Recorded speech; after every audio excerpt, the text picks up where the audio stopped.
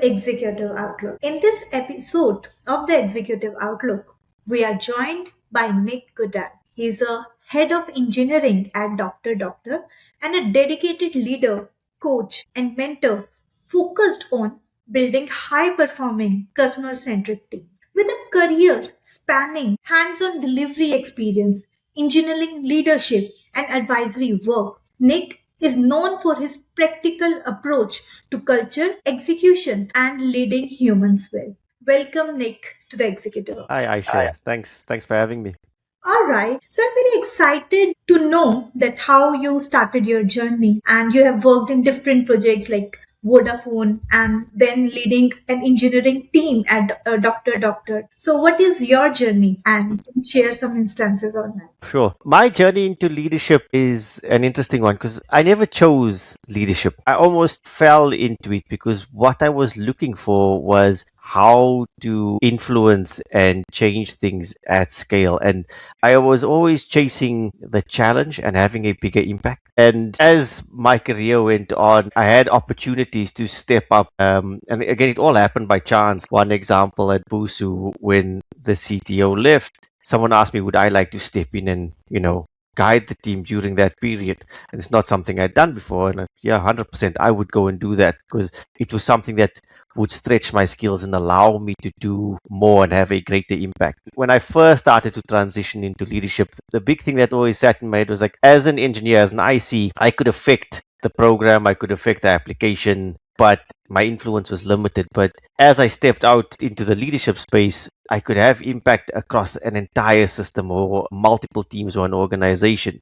And changing one thing had the potential to create multiple opportunities or redefine how that function or team worked. So that's kind of where I started in that journey.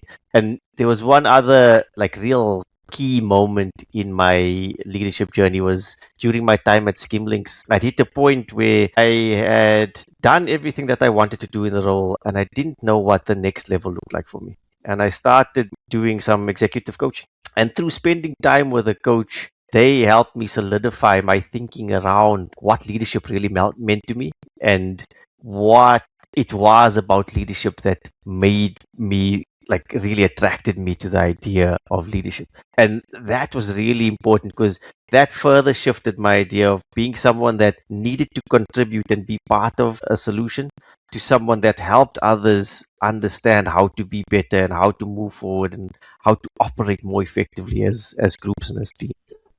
Curious to know that you mentioned about executive advisory. So you help them scale up. So what kind of advisory actually brings result in the executive and how it is beneficial for the executives? Can you share some ideas around that? Okay. For that, I guess it's really situational. It depends on the needs and the group or the advisors that the leaders that I'm working with. A lot of the time now where I'm focusing my efforts with the advisory group is companies that are looking to scale, that are going from, let's say, a Series A to a Series B, and you're really starting to grow your engineering functions and what that looks like and where I'm finding advisory is helping those leaders understand the clarity and what the shift means. Because as you grow, like there's big points there where the culture will change and how those teams operate will change. And if you're not very intentional about it, it can have long lasting and potentially detrimental effects on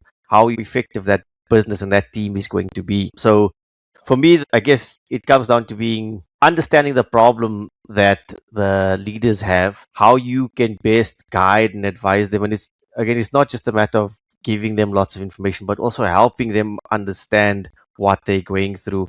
And again, this is where probably my qualifications and experience as a coach really feeds into that. So it's asking lots of questions, getting clarity, and helping them navigate their way through these different challenges, whether it's scale or technical problems or whatever it might be. Thank you so much for sharing that. So, what are the biggest challenges when growing engineering teams within the projects while keeping the culture right and without impacting their performances? The biggest challenge is understanding that your culture will change. And I think where a lot of folks, and I've seen some of these examples where you assume that the culture will be the same. And I've made this mistake with some of the teams that I've grown in the past and learned from those failures. Where I have an example of a team that I had a really high performing team. They were very accountable, made good decisions, execution and delivery was excellent. And as we started to scale, introduce new individuals into the team, we never took the time to understand that those new individuals brought new dynamics and new cultural elements to the mix. And potentially some of our hiring wasn't correct because we introduced folks that didn't fully align with the culture that we wanted. And then that led to an evolution within that team. And from being one of my highest performing, most successful teams, within 6 or 7 months, their execution and delivery had dropped substantially. There was loads of challenges around it, and even members within the team were struggling with each other because they had such different views about what good looked like.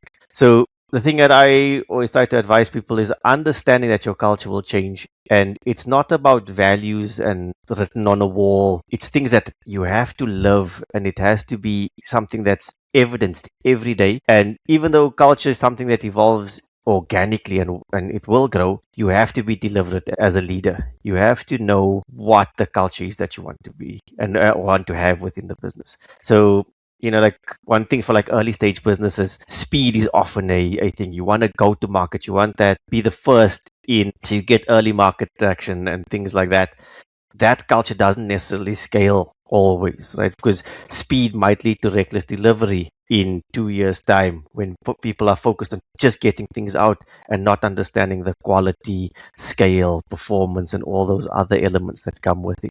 So it's about being well and truly deliberate, understanding this is the culture we have, this is how we intend to deliver it and live it, and then rewarding the behaviors when you see them. So you keep reinforcing that culture as you scale. And I think underlying with that is hiring. Your hiring has got to be, I put a lot of value on sort of the cultural interview, because that's where you see, like, are these folks going to not only align but add to that culture that we're trying to build and those behaviors that we believe are the core behaviors for high performance teams. And again, those things vary from business to business, right? We've all got slightly different views of what that looks like, but you've got to keep it at the core of what you're doing. You mentioned a scenario where, when new person joins, they bring in their own definitions, they bring in their own values. So how to align and handle such scenarios so that again the persons who are joining also reflect the same values and culture what we are being following throughout the organization. I think again, I go back. Hiring is the first one. So if you can get folks that are closely aligned and have a shared view of what you think your culture should be and what good looks like for you, probably the most important and a really good start. Once you embed people into teams, I think you really have to understand that that is a new team. It's not the same team plus Aisha. It's a completely new team. And that team does need to spend time rediscovering who they are and what their value set is, so that clearly aligns with where you're going as a business, and they can appreciate each other slightly better. I've often, especially when I was an engineering manager and working more closely with teams on a day-to-day basis, I would run regular alignment sessions at least once a quarter, and using tools like a team canvas where they would focus on what their purpose is, how they manage ownership, what good delivery looks like, their own personal values, their core skill sets. So you got snapshots of everybody and how everybody viewed the team as a whole. And then spending some time to unify all of those and going, all right, you've got, let's say for argument's sake, 5 people, you've all got your 5 views. Now, how do we merge these 5 views into one centralized idea? And that then becomes the first version of, okay, so this is who we are as a team. This is how we intend to operate. This is how we're going to hold each other accountable. This is how we're going to support each other. This is what trust means to us. And you can operate on an even playing field with, again, high degrees of clarity and understanding. And I think that's super important for teams to be able to operate well. And again, especially that when you have that clarity, you can hold each other accountable. You can say, like, we were expecting X and you delivered Y. and be able to give that feedback and have that conversation. If you haven't necessarily built it, it can create an underlying tension where people don't necessarily say all the things that they want to say. Your retros are less effective. Feedback doesn't happen in the way you'd want for it to happen. So yeah, that's kind of where I would focus. Thanks for sharing that. Part of this you have already answered, but I will still ask you that what is your step-by-step approach to building a high-performing team, and what do you focus in the first, like how you break it down and like, okay, first 30 days, this should be my focus, and then 60 days, and then 90 days, how you will structure it in order to make them a high-performing team? The idea with a high performing team for me is about, especially as an engineering manager and as an engineering leader, is designing the environment where your teams can thrive, where they know what good looks like and what success is, right? Because that clarity is crucial for any high performing team.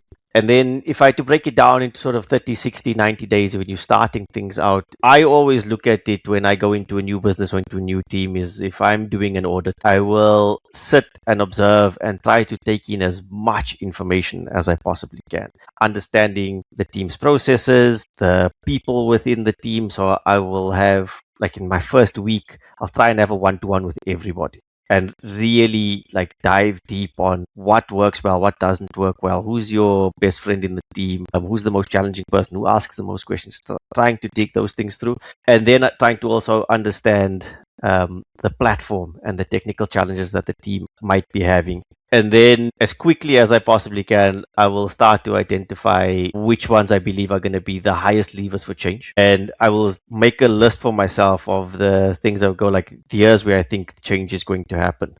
Like, as an example, if you've come away from your audit and you believe you've got a strong group of individuals, they're well aligned, but they lack clarity, then I would be doubling down on clarity, process, purpose, right? Understanding what the why is, giving them a good, clear picture of what success is for them, and then mapping that out over a short period. So you can say over the next 2 sprints, as an example, we've got 4 weeks, we are going to drive towards this goal and see how effectively we can drive towards that goal.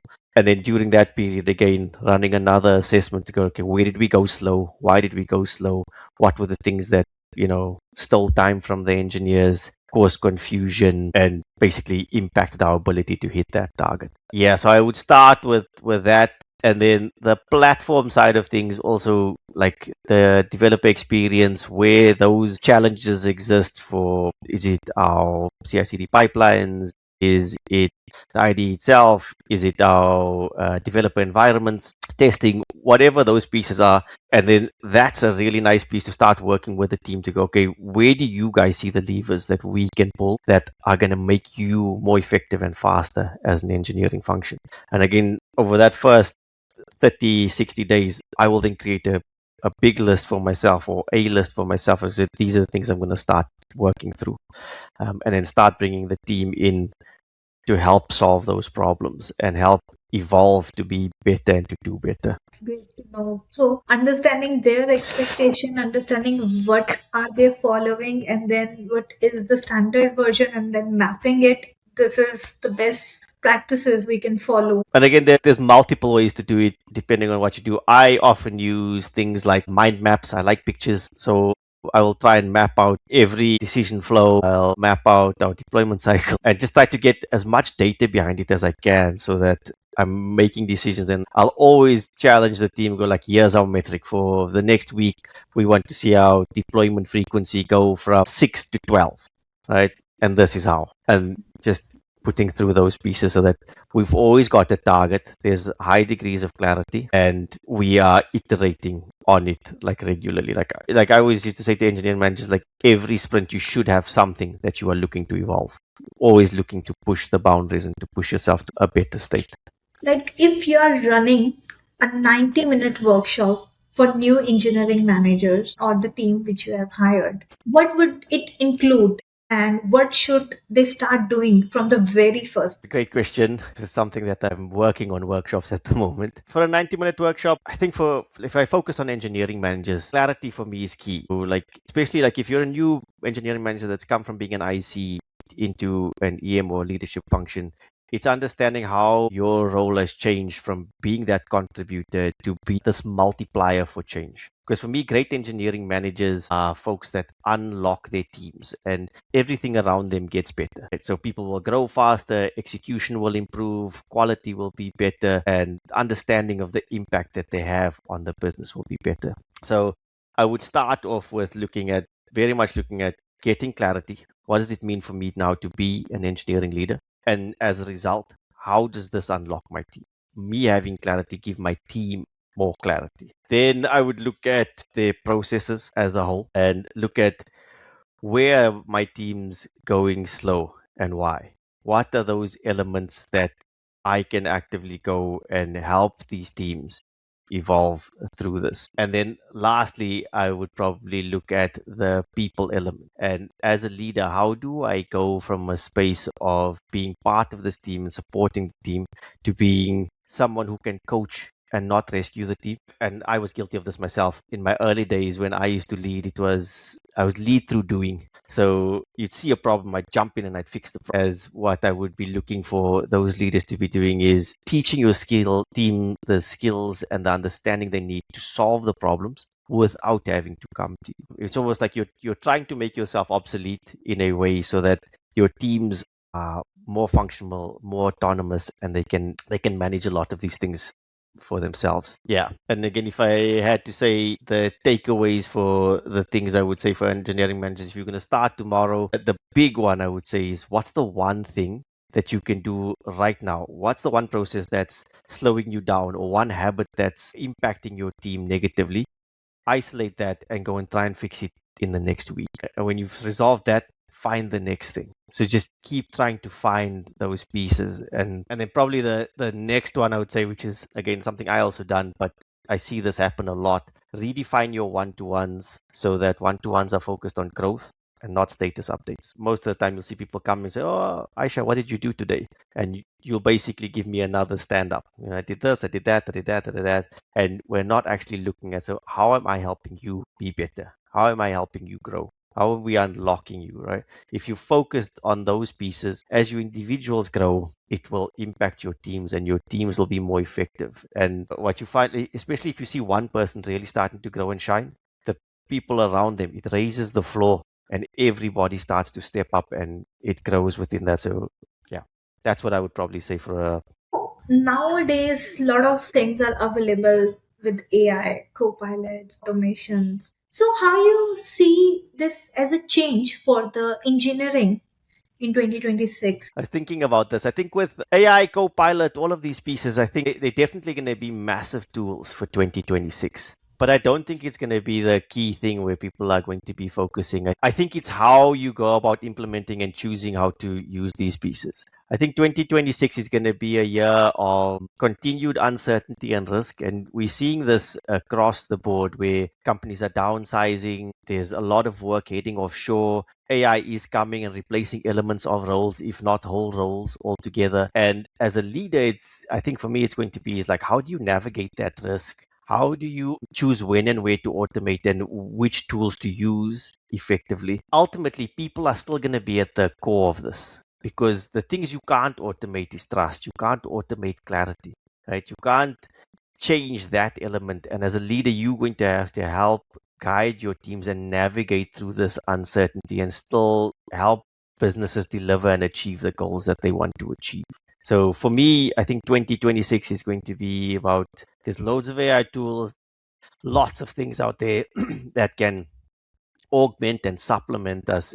And it's about choosing the right ones and making sure that the impact is there with those tools. And then making sure that the folks that you're working with and your teams don't feel lied or left out through that process. So that's probably, I think, 2026 is going to go. What advice would you give to the leaders on balancing speed and quality, especially when they're building big systems, high risk systems?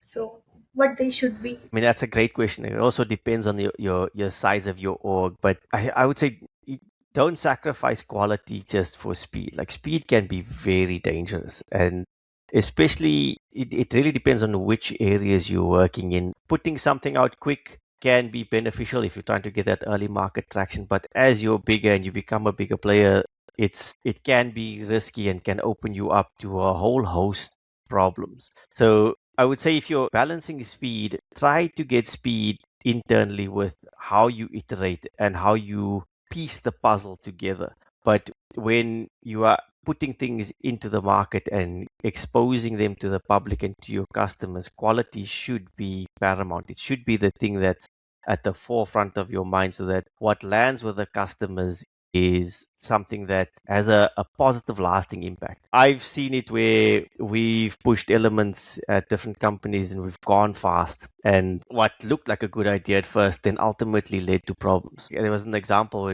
during my time at Treatwell where we pushed a piece of deep linking functionality to fast track someone through the purchase funnel into the checkout. So if I would share like a location with you, so hey Aisha, here's a deep link to something. I've had a positive experience. Off you go. We did it in a couple of days, got it out really quickly. And when it went live, the deep link didn't work. It just broke. And that caused a whole bunch of sales to not happen as a result because that funnel was broken. And had we spent a little bit more time focusing on the quality and ensuring that that operated, it would have saved us a lot of pain and potential lost revenue off the back of it. So speed is good, but you've got to manage your speed and understand where you can gain those boosts in speed and what speed actually means to you as a company. Even there's a thing where say people can we get something out by the end of the quarter, which is a really arbitrary date. And a lot of teams will try to speed up. And let's say like at the end of the quarter is a Friday. It's like it makes no difference whether you go live the Friday or the Monday. But the Monday gives you a lot more security. You've got people around. You can manage those things. So understanding what speed actually means to you and what you're trying to achieve. And I think this goes back to some of the other pieces I was saying, like the clarity and the purpose. If you understand what matters, then you can adjust what that speed kind of looks like and still make meaningful contributions as a team and as a business. I think that is all I wanted to ask today. It was a really, really good discussion, and you have shared some real world insights on leadership, team culture, and how it truly takes to build the high performing team. And thank you so much. I'm very excited to have you on Executive Outlook. Thank you, Asha. It has been a lot of fun. I look forward to speaking to you guys again. Thank you. Thank you.